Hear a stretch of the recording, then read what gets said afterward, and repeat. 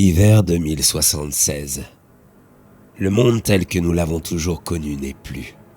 Et tout ça à cause d'un nom. L'Insigno 9. Ce virus a ravagé 2/3 de la population mondiale en moins de 2 ans. Des centaines de millions de morts, voire des milliards même. Et tout ça à cause d'une erreur humaine. Une arme biologique libérée par erreur et qui s'est propagée à vitesse grand V.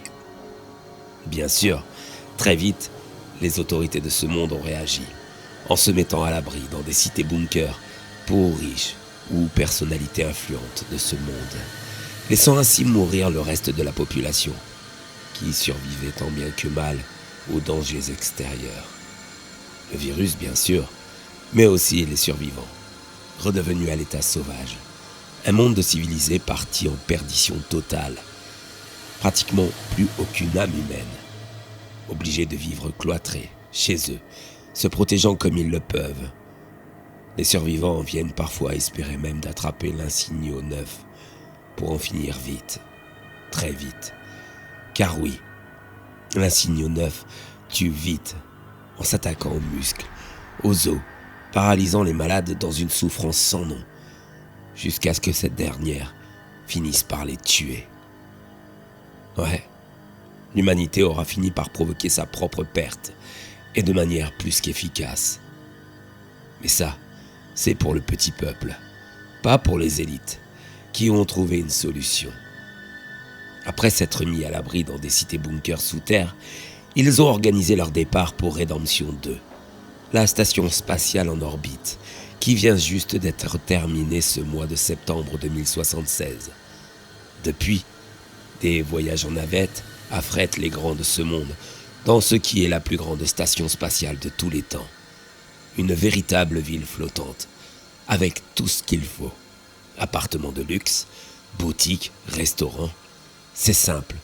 Imaginez Dubaï ou Las Vegas, retranscrit dans l'espace, pouvant accueillir presque 100 000 personnes, pour une autonomie énergétique et viable de 15 ans, ni plus ni moins.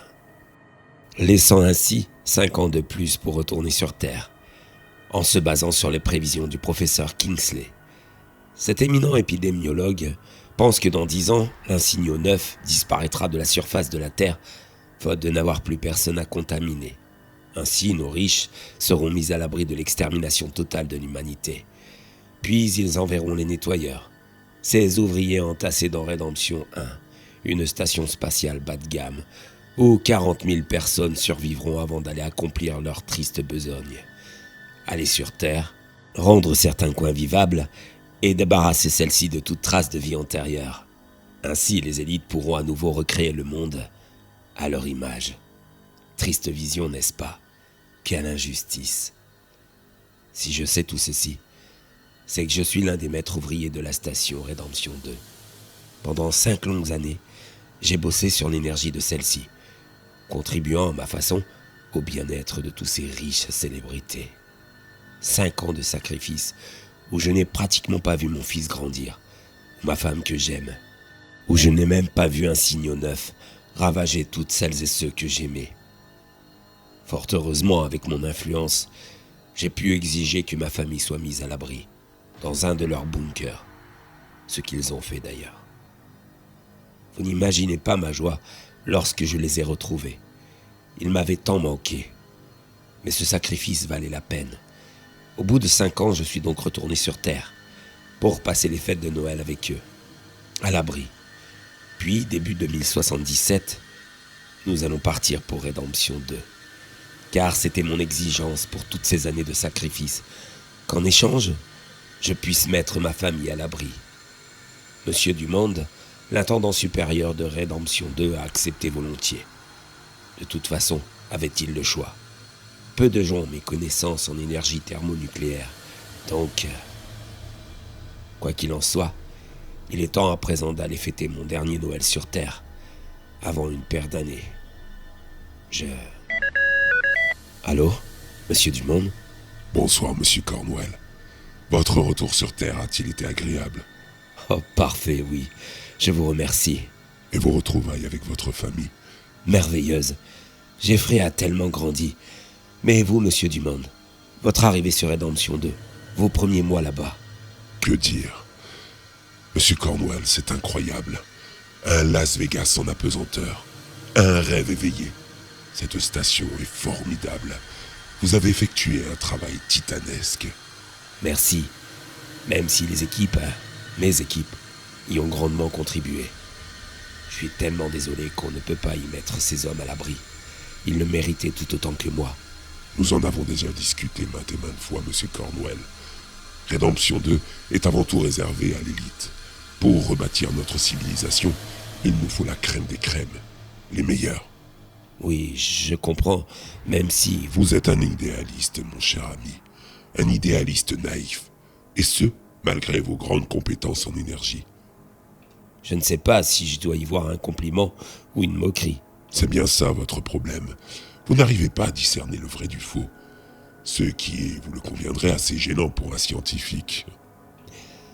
Si je puis me le permettre, monsieur Dumont, où voulez-vous en venir? Voyez-vous, monsieur Cornwell, vous m'avez demandé comment se passait la vie sur Rédemption 2, n'est-ce pas? Surtout en ces périodes de Noël. Est-ce que vous pouvez vous imaginer à quel point c'est fabuleux? Bien au-delà de nos espérances. Voyez-vous, ici, le gratin de l'humanité vit sa plus belle vie. En mangeant, en buvant, en faisant la fête, plus que de raison. Vous m'envoyez ravi, monsieur Dumont. Mais ces orgies de plaisir, ces excès en tout genre, ont malheureusement eu des conséquences fâcheuses. Disons que nos hôtes de qualité se sont montrés trop gros consommateurs sur les diverses ressources de notre cher Vegas spatial. En quelques mois, ils ont déjà presque utilisé une année de ces dernières. Et en ça, voyez-vous, je me suis aussi moi montré un peu naïf. Comment ai-je pu croire que ça allait suffire? Ce ne sont pas des personnes que l'on rationne, n'est-ce pas? Alors du coup, tout se complique. Au point que je suis dans le regret de vous annoncer que vous ne pourrez pas nous rejoindre sur Rédemption 2. Nous sommes dans l'obligation de refuser toute nouvelle arrivée. Vous m'envoyez navré. Qu'est-ce que vous me racontez là? C'est une blague. Vous plaisantez, n'est-ce pas? Et notre accord? Vous m'avez donné votre parole. Les paroles s'envolent, monsieur Cornwell. Seuls les écrits restent. Et vous n'avez rien signé.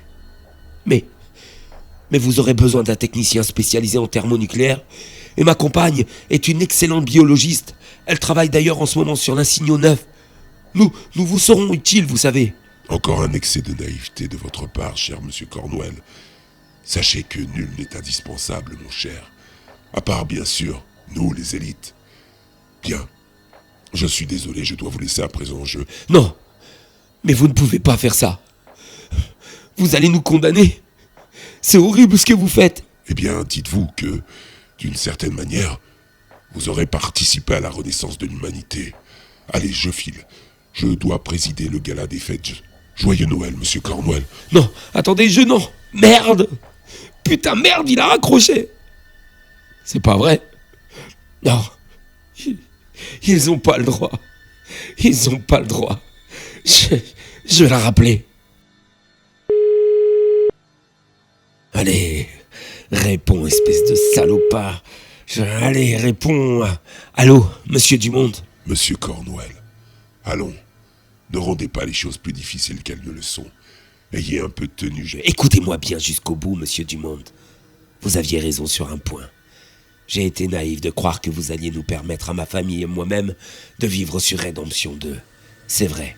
Eh bien, au moins, vous allez mourir moins bête. Bon, Attendez, j'en ai pas fini. Cette naïveté, fort heureusement, ne touche pas Méline, ma femme, qui a vu en vous tout de suite quel genre de personne vous étiez. Qu'est-ce que vous voulez que ça me foute? Écoutez-moi bien jusqu'au bout, je vous l'ai dit, c'est dans votre intérêt. Lorsque je suis rentré pour les congés l'année dernière, ma femme m'a fait un cadeau particulier. Une minuscule boîte hermétique fermée par un code et complètement sécurisée. Ce code, seul moi le connais. Écoutez, ça me fait une belle jambe. Dans cette boîte se trouve une souche très contagieuse de l'insignio 9 qu'elle m'avait donnée. Et bien sûr, du coup, je l'ai emmenée pour ma dernière année de travail sur Rédemption 2. Imaginez, Une boîte à peine plus grande qu'un dé à jouer, contenant le virus qui a éradiqué l'humanité et qui, dès le 4 janvier 2077, date à laquelle je devais arriver, s'ouvrira automatiquement si je n'entre pas le code. Vous bluffez. C'est pas vrai. Hein? C'est pas vrai, vous. Et si, monsieur Dumond? Pauvre fou. Vous allez gaspiller notre dernière chance. Vous n'avez pas le droit. Attendez. On peut peut-être s'arranger. Mais bien sûr. Et une fois que j'aurai désamorcé cette boîte, vous me ferez abattre.